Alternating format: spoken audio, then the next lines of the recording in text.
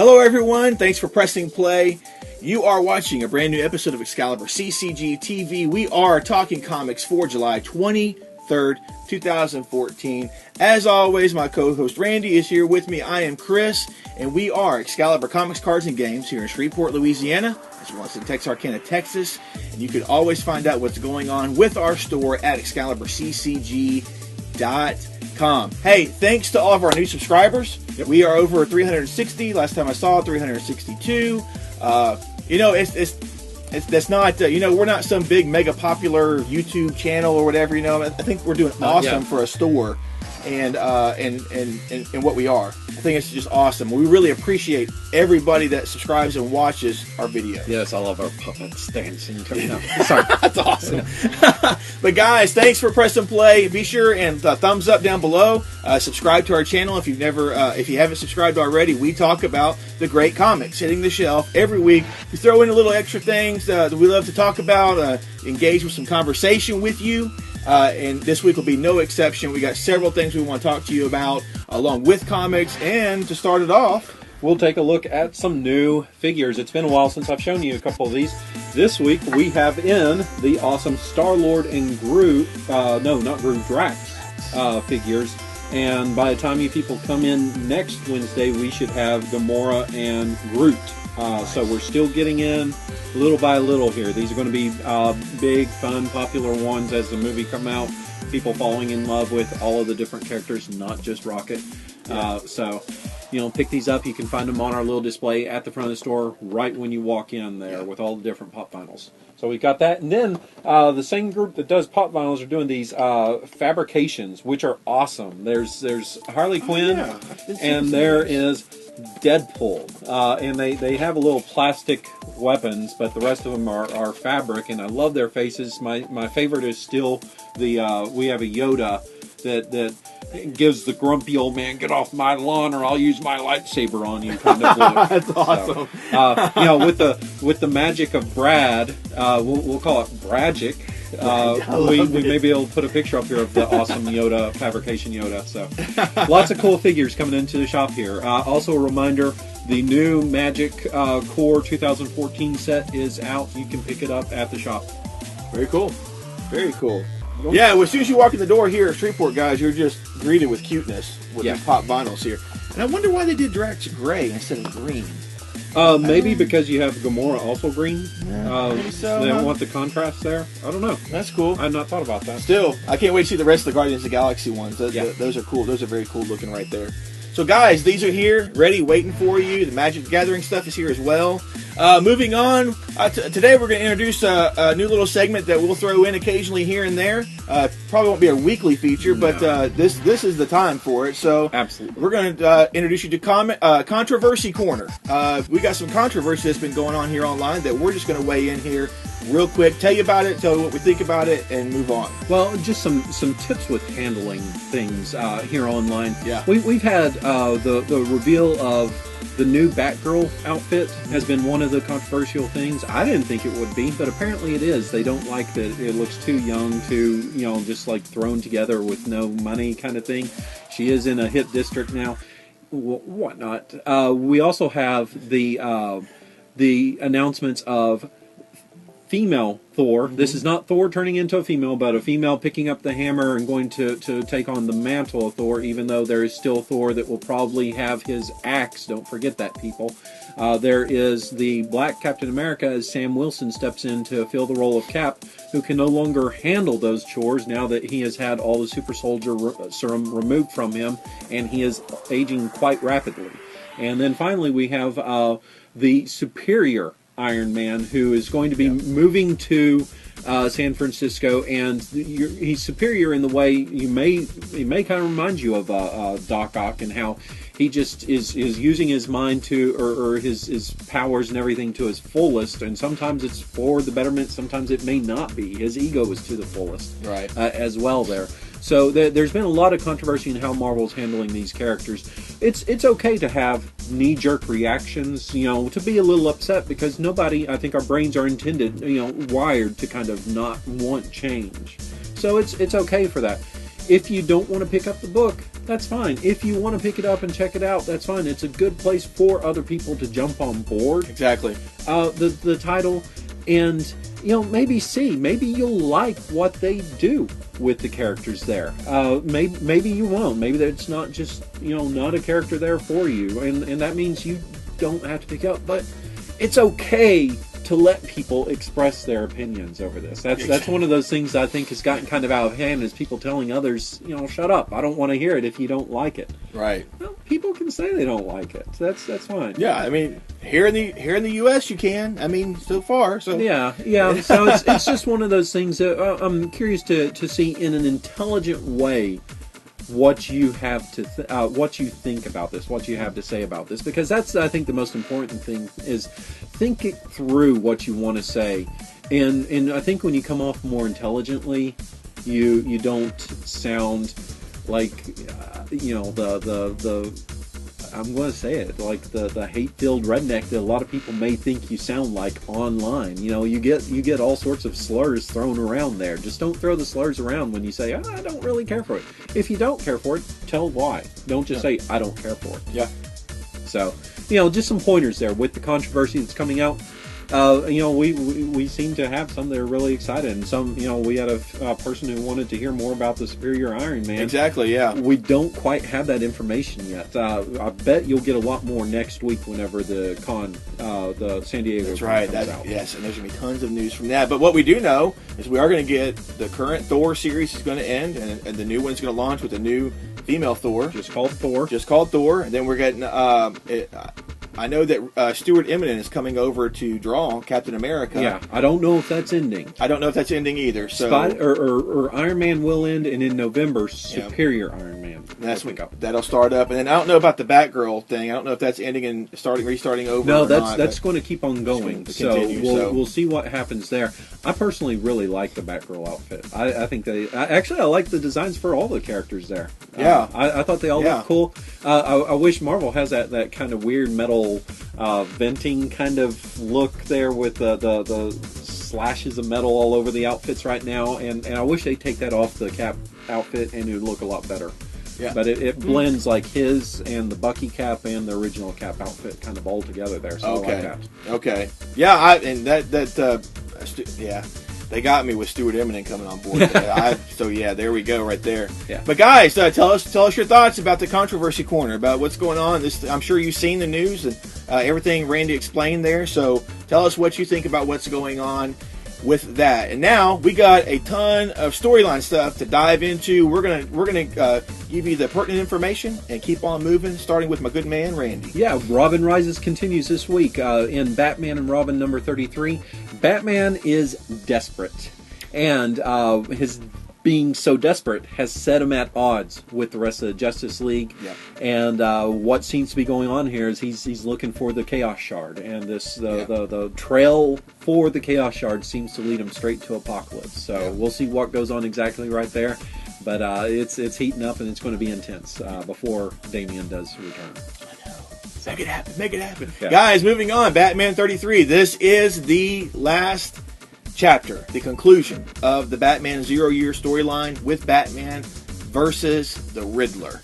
And it's been fantastic, especially the second half of this story that Snyder and Capullo have done. So guys, I know it's the last issue of this, but I'm telling you about this now so you know about it. It's an extra-sized finale issue, so it's going to be larger than the previous issues. Plus, if you've been interested in this storyline but have not gotten the monthly issues, a collection is right around the corner for you. We've got the 100th anniversary still going on over at Marvel. This week sees the Avengers special coming out. Yes. And with this one, it's still the year 2061. And somehow, they say America has escaped, I guess, a failed Budon attack into the negative zone. And so this is going to be taking a look at, I guess, the Avengers consider that a failure of some sort, and how they're kind of coping with how things are so drastically different there in the year 2061. What if it was a failed Budon attack? That's what it was, a failed Budon attack. Oh, Budon. Gotcha, guys. Moving on. Battern Budon. The Budon. Guys, Original Sin 5.2. 5.2, Original Sin 5.2 hitting the shelf this week, continuing the side story of the Original Sin storyline, but with this particular series, of course, focusing on Thor, Loki, Asgard, the 10th Realm, and Angela. So more information, more intrigue. Will brothers and sisters kill each other in this story? We don't know. Knowing what Loki is up to, something's going to happen in that regard. But we get to find out more information about this relationship and the 10th Realm with Original Sin 5.2. Yeah, we also have Original Sins number 4 coming out. The first story in this is going to tell us the original sin of Doom. The second story is the ongoing Young Avengers story, and somewhere in here, one of the Young Avengers fails. And finally, we have another story that's there that they give us no clue what it is, what it's going to be. I didn't see anything about it. Yeah. So yeah, it just said another story. Another story. There we go. You have another one. What else in there? Moving on, guys. Some of the other regular Marvel titles that are tying in. Amazing Spider-Man number 4 hits the shelf. If you've been reading Amazing Spider-Man, it's the Original Sin tie-in. Yeah. And you've been introduced a little bit to this character, but with issue number 4 here, we get to find out who Silk is. Yeah. She is someone that supposedly was bitten by the same radioactive spider that bit Peter Parker years ago. So we'll get to find out more about this, and she's going to be a major player in Spider-Man's life for at least the next year, from what we've seen and read online. So, moving on with that, Silk, big player. Find out what's going on. Yeah, we also have Mighty Avengers number 12 in this, so we're still continuing the secret history of the 1972 Mighty Avengers, and we're going to find out what happened on one election night all those years ago and how it is now repeating itself in today's time period. Yeah. So. I like that last issue, too. I like that. Fantastic. The 70s Mighty Avengers was really cool. Guys, one of my favorite titles that I enjoy reading, it's usually at the top of my stack, but I'm putting it here in the storylines because it is an Original Sin tie-in, which is Daredevil number 6. With the events of Original Sin, now Matt Murdock is on a collision course to find out whatever happened to his mother. Yeah. We've always known that she was out there. She left Matt and his father years ago. I don't know why that happened, but now with this, we're gonna get some clues and pieces and start finding out more about why Sister Maggie left Matt and his father Jack as when he was a child, and why she's gone on to do what she's done. And I'm really looking forward to this. Yeah, and whatever's going on in the title right now, they say that he's desperate and he needs to find his mom, but when he finds her, that she's in probably more trouble than he's in. So we'll see what the mix is with that. Finally, we have Deadpool number 32 coming out. In this, Preston, I don't know who Preston is, Preston discovers another secret from Deadpool's past that needs some immediate dealing with. And the only problem with that is that Deadpool and Dazzler are in the middle of fighting Dracula's forces, so we're not sure if they can get on that. Oh, okay. So we'll see. There we go. The last one that I saw available was also All New Invaders number 8, Original Sin tie-in for this week as well. What's the secret behind the kidnapping of Thomas Raymond, the Torch's sidekick Toro? Also, Namor and Winter Soldier and the Human Torch are still having to fight to save humanity. Is it too late for them? We'll find out with this issue. Fans of All New Invaders should be happy to see this hit the shelf. Yeah, definitely. Guys, What? We got several new number 1s, but of course, before we launch into that, we have 2 things here real quick. July 23rd is... There we go. The 75th anniversary of Batman. Yeah. So here at the comic shop, we are going to have special giveaway edition of Detective Comics 27, as well as a limited number of Batman masks that I suppose will be based on a first-come, first-served basis. Yeah, and it's probably going to be restrictive where, not just like take one of every single mask there. Right, so right. It's limited. It's limited.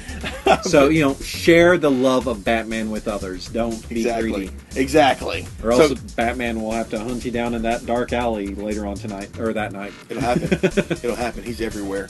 But guys, we are celebrating it. We are having the giveaway comic and the giveaway mask. So be sure, and when you're here in the shop, get you one if you can. Moving on, though, to the question of the week. What fitting time to talk about Batman. Okay, so this question of the week is this. What is your favorite Batman story? Got it. Got it? Got it. What is your favorite Batman story? It can be from anywhere. It can be from anywhere. Let Let me make that clear. It can be from anywhere. And to start us off, Randy? Okay, let me just say, there are a lot of good classic stories I enjoy quite a bit. My favorite, though, happens to come from a writer that I'm not the biggest fan of. It comes from Scott Snyder. I'm not a big Scott Snyder fan, but he gave us The Black Mirror, which I absolutely love, and I still felt was should have been a contender for the Eisner for Best Story that year. What you had in that was so awesome was it was two different stories going on. The Dick Grayson story was being drawn by Jock, and was talking about, it started off with him having to find this collector that was selling the crowbar that was used to kill Jason Todd. Oh. And Dick goes undercover to retrieve this item. And it's just like there's a whole lot of things spiraling out of control in Dick's life at that time, including this lady that is helping him out and that he's kind of falling for, that he later finds out her real last name is Zuko, which happens to be the man who killed his parents. Right. So there's some cool stuff going on there. I like the Dick Grayson Batman a lot more than Bruce Wayne Batman. But the thing that threw this story over the top for me was that, Frank Avila was on the art for this half of the story. It was a James Gordon story, and it focused on him and his son, James Gordon Jr., coming back into the picture and looking like he'd fixed everything within his life, but that's really not how it is. And Jr. just has the most creepy moments, including when he first meets his father, and he sits down at this diner and he's talking about how he's cut this person's head off and stuffed it in the toilet.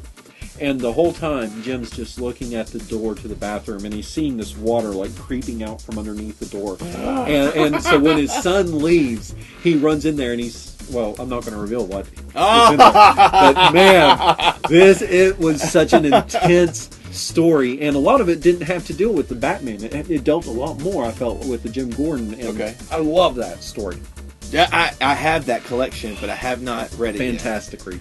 So, guys, for me, I have to go with the classic, and I'll explain why. I think for me, my most favorite Batman story, and mainly this is because it stays in my has stayed in my memory more so than any of the other ones, is The Dark Knight Returns.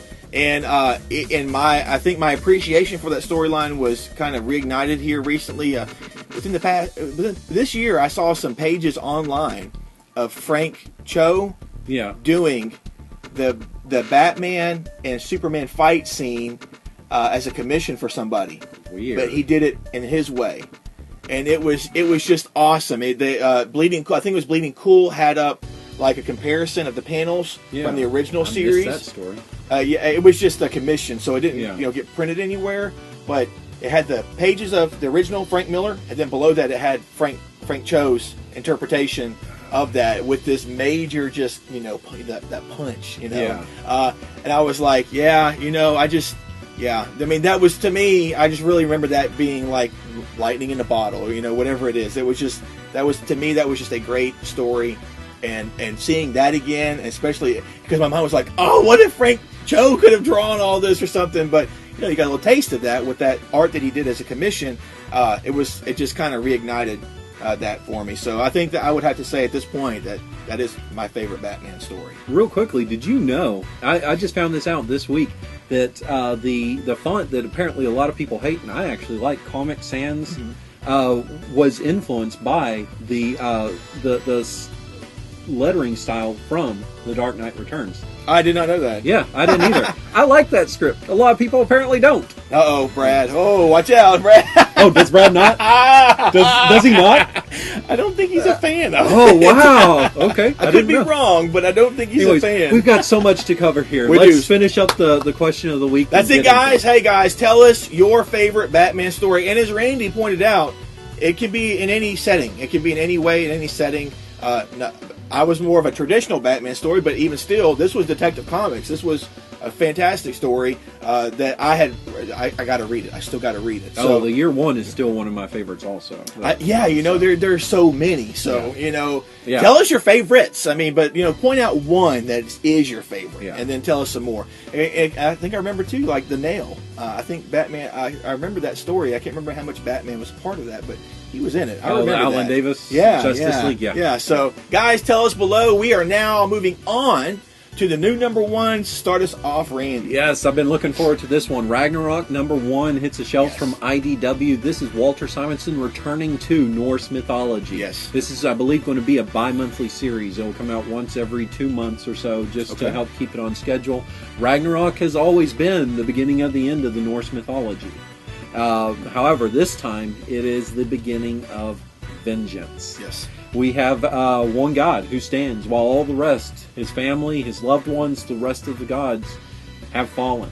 And the only other one that seems to be remain standing are the great enemies of his. So this will be the story of how he will fight till his dying breath for vengeance against these enemies. Did you emphasize how awesome this is going to be because of Walter Simonson? Yeah. Oh, the art is beautiful. You can go back and look. He followed it along and would post his art on Twitter with it, and just beautiful to see this. I'm totally excited about this. I love his Thor. Yes. This will be great to have a Thor. Well, I don't know if it's necessarily Thor, but to have a Norse mythology once again from him. Yeah, exactly. So guys, check that out. New number one hitting the shelf this week. One of your favorite mutant heroines, Storm, number 1, hitting the shelf this week. We got Greg Pak on board, Victor Ibanez on art, and this is Storm in her own series. She's been a thief, goddess, headmistress. She's been all kinds of things within the Marvel Universe and in the mutant universe within Marvel. This series right here is going to be focusing on her, what she is. She's so much more than just those type of titles. As we were talking beforehand, she's kind of like, I'm going to say it, kind of like the Wonder Woman of the mutant universe and Marvel universe. Kind of. I mean, she's the one that aspires to be so much more. Yeah. So and for other people when they see her, exactly, inspiring, causes hope, joy, all that stuff. But she'll be dealing with tsunamis, tyrants. It looks like she'll be just revealing herself even more as her own character, her own person, without the constraints of any other type of series. With like Wolverine, the X-Men and stuff, she gets to be her own person with this series. I know there's a ton of Storm fans out there. Don't miss it. It's hitting the shelf this week. Yeah, definitely. It's going to be a very cool read. We also have Supreme Blue Rose coming from Image. This is number 1, obviously, since it's in our number 1s. This is the classic Image character, Supreme, being reimagined as only Warren Ellis can do so. Yes. And the classic, Supreme may be a little different than what we know before, because this is focusing on Diana Dane. She is an unemployed investigative journalist, and she's just had an incredibly lucid, very strange dream in which she is warned of one Darius Dax. Who it is, who is that exactly? We'll find out. We don't know. But what's cool is she also receives a message from Supreme himself. Yeah. The message is as stated. Have you heard of a blue rose, Miss Dane? Blue roses do not occur in nature. My practice tends to specialize in blue rose cases. Mystery. What is Miss Dane going to get herself into? We're going to read and find out, and it should be pretty awesome. Warren Ellis, of course, and it's Tolis. What's the name? Tolis. Her name is Tula Late. Yep. She's pretty much new to the scene here. She's super excited to be working with Warren Ellis too, with one of her big, I'm guessing female, one of her big major gigs. If it's not a female, I apologize. I think she is a lady. Yeah. Okay. Yeah. Whatever it is, but looks great. The images just look beautiful too. They do. And if this is anything like what Ellis has done with Moon Knight, with that reinvention of Moon Knight that we've seen at Marvel, I'm so excited about this. Or trees for that matter. Anybody who Warren Ellis is like red hot right now with both those titles. So don't miss this one. Jump on board right now.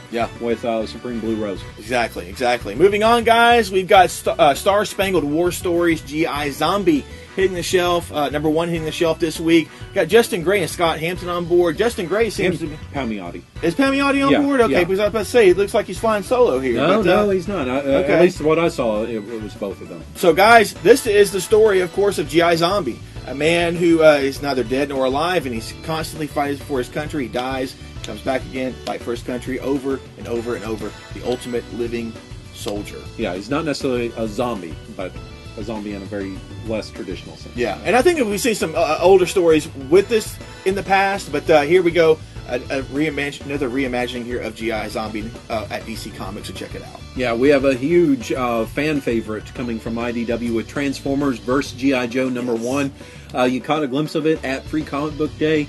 Now you get to read the #1 and the continuing story. I don't think this is just a miniseries. I think this is supposed to be an ongoing for the time being. We have made contact with extraterrestrial life, and it's going to be G.I. Joe that is there to greet it as it arrives. I don't know if it's the Transformers that are arriving, but when they arrive, or the Transformers are there, they arrive. Their idea of peace, our idea of peace, they ain't the same thing. So you're going to have some butting of heads. I don't know if you're going to have teaming up of the two sides, or if it's just Transformers versus G.I. Joe. We'll find out. And Tom Scioli there. Yeah. From Godland, that's cool. Guys, I'm going to knock out these last three here real quick. All of you Doctor Who fans, we have 2 new ongoing series starting this week from Titan Comics with Doctor Who, the 10th Doctor #1 hitting the shelf, and Doctor Who, the 11th Doctor #1 hitting the shelf. 2 ongoing original stories. These aren't anything you've seen in the shows before. Of course, a lot of characters and stuff that you may see pop up, but these are going to be ongoing brand new series, brand new stories from this point forward, with both of these titles hitting the shelf this week. And also, for all of you Barbarian fans, Groo versus Conan is hitting the shelf this week. We're looking at maybe the funniest and possibly stupidest Barbarian versus one of the toughest ones you've ever known. So that's coming out this week. It's a 4-issue miniseries. Those will be hitting the shelf this week, and it's not too late to get them on your pull list. Yeah. Guys, that's it for the new #1s. There was a ton. We are just treading through all this stuff. But guys, moving on, our favorites, to our favorites now, and be warned, there will be some spoilers ahead, because we're going to talk about some of our favorite comics that we pick up and read like the top of the stack when they come out that week.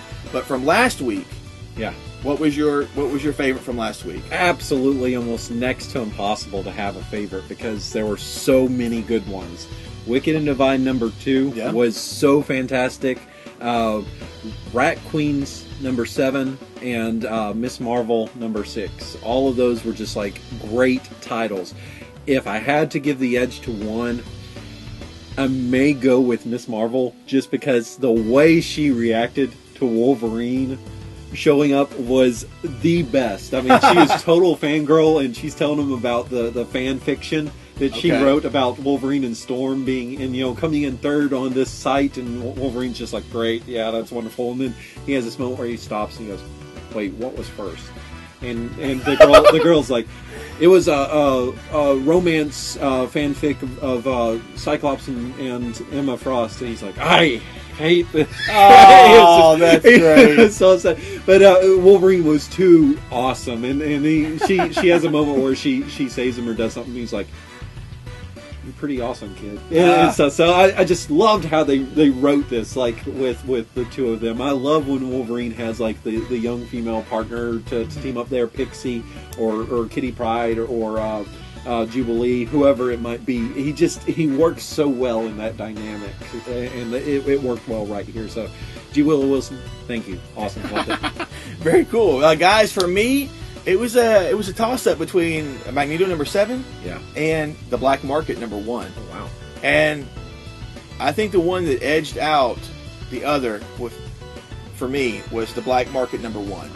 Oh, okay. From Dark Horse? Boom. Yeah. There we go. The story of a guy who's a doctor and a scientist who had an issue and was kind of dethroned, and now he's a mortician at a morgue. He had something that happened where he kind of got in trouble and kind of got demoted.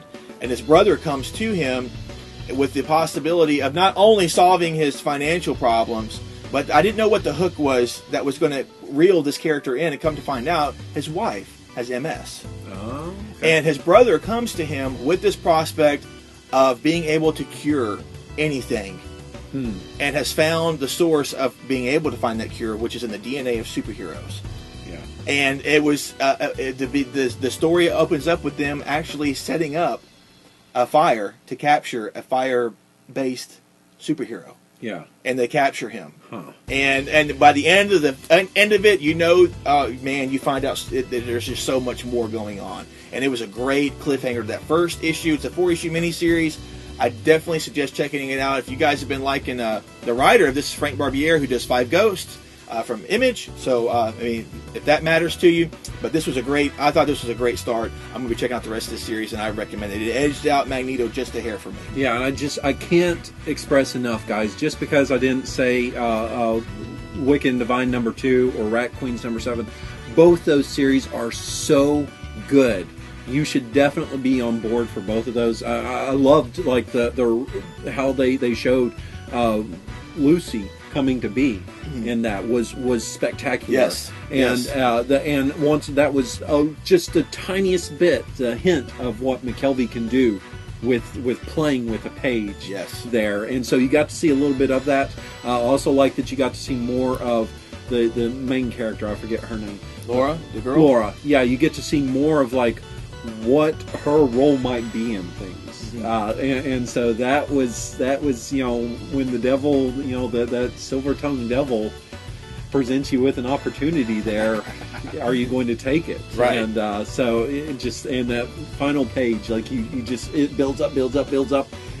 She's not going to show up, or they're not going to show up, and you see the final page. Wow, Yes. You know, guys, spectacular. Yes. All these books, and we just are picking one. So I know, seriously. So moving on, guys, to the favorites of ours that are hitting the shelf this week. I think there's one that we can just both go ahead and dive into. Yeah, go let's ahead. do that. Saga #21 comes out. This is the third part of this storyline. Yes. And with this, it looks like it's going to take a look at our favorite, new favorite robot.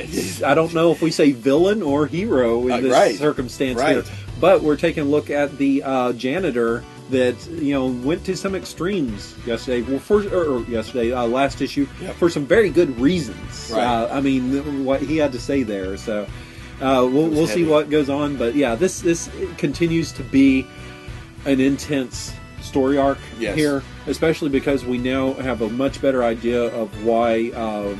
I'm drawing blanks on names. What are their names? The main characters. Oh, Marco and Alana. Marco and Alana. Thank you. Why Marco?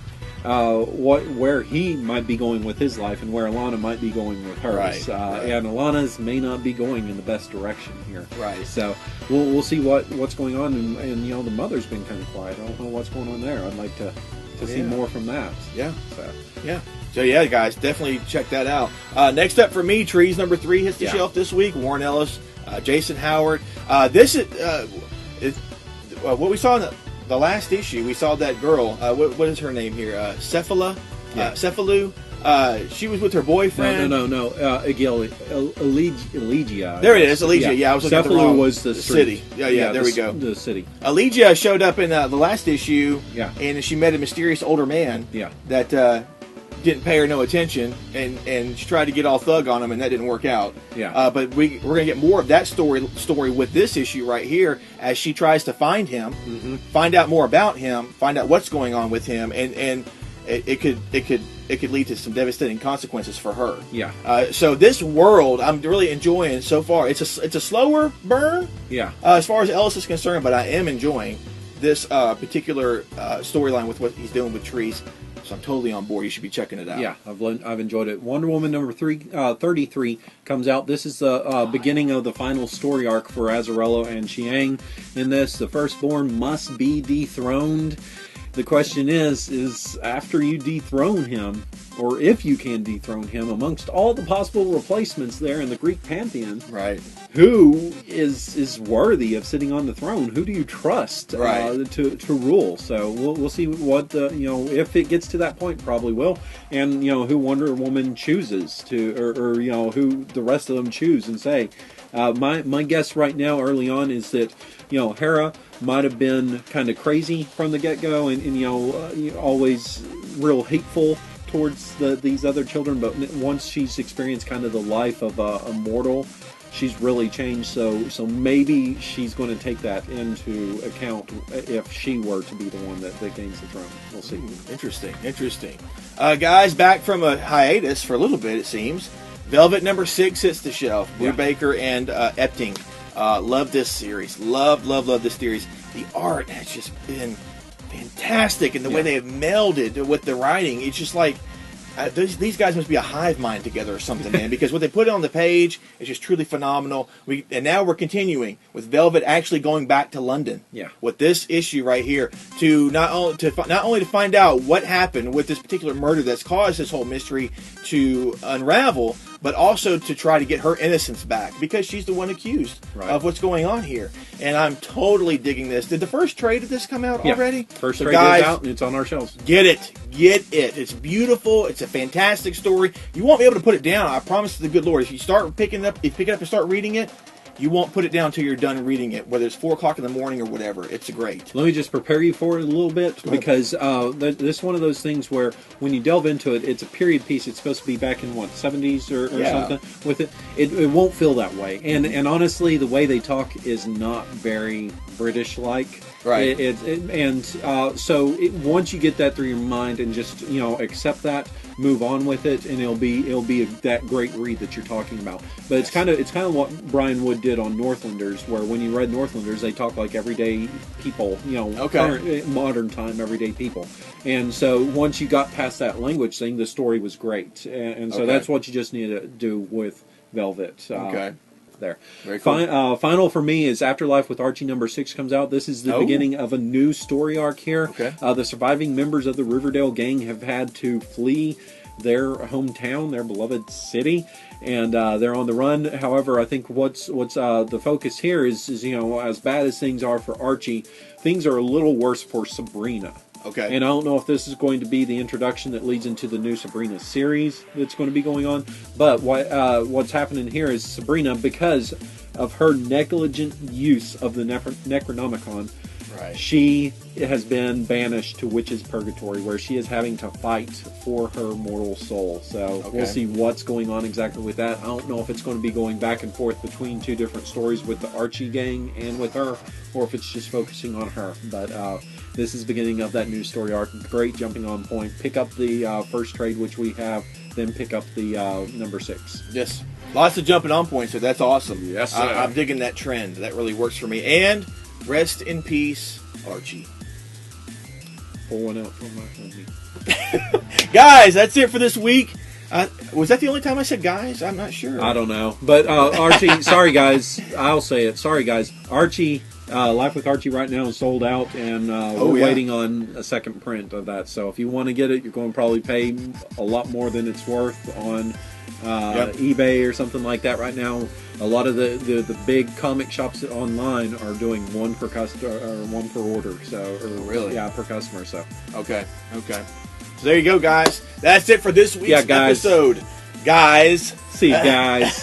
We miss you guys. Hey, again, you're awesome, guys. You're all awesome. Everything is awesome. Thanks for pressing play. Thanks for watching. Be sure to answer our question of the week. Tell us what you think of the controversy corner as well. What you think was going on with all that. We really want you to talk to you. And Jennifer, I do have a little special something here for you. Since you posted a picture of where you read your comics, I'll see about dropping a little something off here for you here at the shop, so you can pick that up. But folks, thanks for pressing play. Thanks for watching. Go ahead and click subscribe. Follow us on Facebook. Give us a thumbs up. All the links and stuff are down below in the description below. We really, really appreciate it, and we appreciate the engagement and the conversation. So guys, that's it for this week. Until next time, read great comics, be safe, and we will see you in the next video. Are you worthy?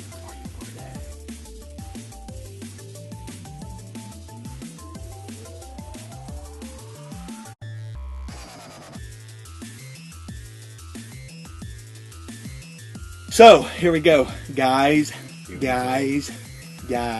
So many people talking about you and guys. Even after you left, people were still like, he said that over 100 times. If we'd been doing the drinking game, we would have died of alcohol poisoning. That's awesome. Here we go. 3, 2, 1.